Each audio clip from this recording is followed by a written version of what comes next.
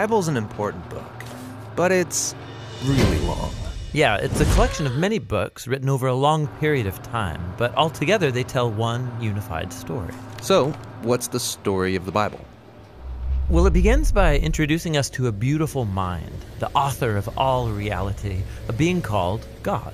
And he has the power to take the dark chaos of the uncreated world and bring about order and beauty and a garden full of life. And to crown this accomplishment, God appoints these creatures called humanity, Or in Hebrew, Adam. and they're made as God's image. Which means that they're commissioned to rule this beautiful world on God's behalf by harnessing all of its potential and creating even more beauty and order. This is a story about humans using their power to do meaningful, life-giving work.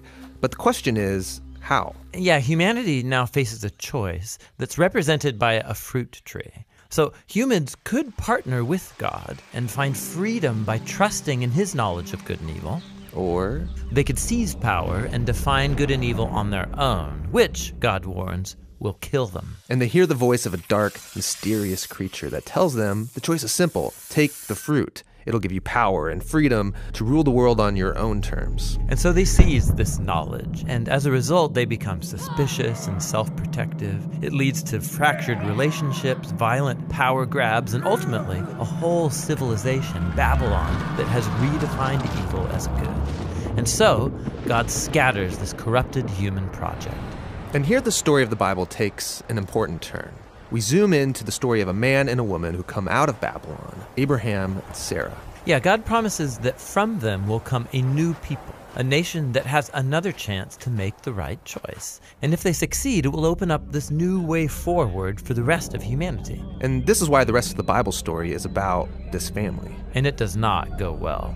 Despite God's personal guidance, Abraham's family gives in to that same temptation to redefine good and evil on their own terms, apart from God. Even when their best people were in charge, rulers who loved God's guidance and had divine wisdom, even they gave in. And so Israel was warned by their own prophets that these choices would lead them back to Babylon, this time as conquered captives living in exile, and that's exactly what happened.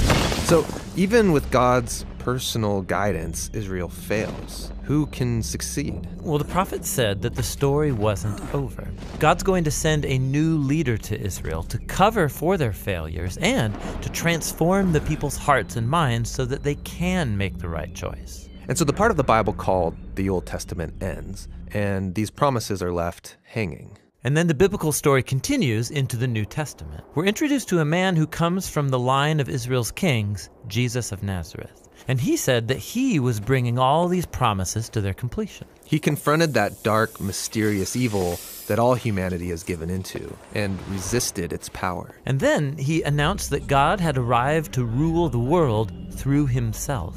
Jesus taught about God's definition of good and evil, and he said that real power is serving others. According to Jesus, it's people who love the poor and even love their enemies. These are the kinds of people who actually rule the world. And that's confusing, but also really beautiful. And so is the claim that the story goes on to make about Jesus, that he is God become human, to be for Israel and for all humanity what we could never be for ourselves. He came to take the consequences of our evil into himself, and his sacrificial love proved more powerful than evil, than even death itself. So now humanity's presented with a new choice. Represented by a new tree. Stick with the old way of being human, or venture into this new way. And in the story, those who choose the way of Jesus find themselves energized by God's own power. People who know that they are loved and forgiven by God can become people who love and forgive others in return. The Jesus movement quickly spread throughout the world, forming these new communities of people who follow the way of Jesus. But they faced problems. There was persecution from the outside by people in power, and inside there was confusion, even compromise. Yeah, because following Jesus is really hard. And so the movement's leaders, called apostles, they wrote letters to comfort and to challenge these communities to stay faithful to the difficult way of Jesus. And they're called to hope for the day when Jesus will come and change everything. And so the Bible ends by pointing to the future day, when all wrongs are made right, when evil is eradicated, heaven and earth are united, and humanity can rule the world together in the love and power of God. Okay, so that's the story of the Bible. and it brings all of these books together. But what's interesting is that each book contains a different kind of literature that contributes to the story in a unique way. And that's what the next video will begin to explore.